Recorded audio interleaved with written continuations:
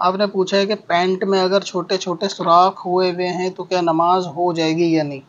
नमाज़ हो जाएगी, पैंट के सुराख छोटे-छोटे हुए हुए हों, वो पैंट में किसी भी हिस्से में हों, तो वो नमाज़ हो जाएगी। बल्कि इस पे एक वीडियो सेपरेट बनी हुई भी है, फटी हुई जीन्स में नमाज़ पढ़ना।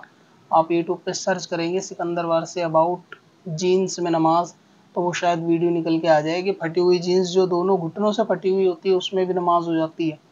तो इसलिए अगर छोटे-छोटे पैंट में कहीं हॉल हैं, कपड़ा ख़राब होने की वजह से, तो वो नमाज में दिक्कत नहीं है। लेकिन अगर सुराख ज़्यादा बड़े हैं तो दूसरे की नज़र पड़ने, बेसित्री होने का अगर अंदेशा है, तो ऐसे में ऐसा कपड़ा पहन के बाहर जाना या मस्जिद में जाना जायज़ नहीं है कि जिससे लोगों की बदनिगाही का ज़रिया बने। तो फिर ऐसे में बदल लेना चाहिए, लेकिन नमाज पढ़ेगा तो हो जाएगी। अब अपनी मस्जिद, मदरसों और दीनी तंजीम को ऑनलाइन लाएं। डोमेन नेम और वेब होस्टिंग खरीदें qadrihosting.com से और पाएं खास ऑफर के साथ सबसे सस्ती SSD वेब होस्टिंग।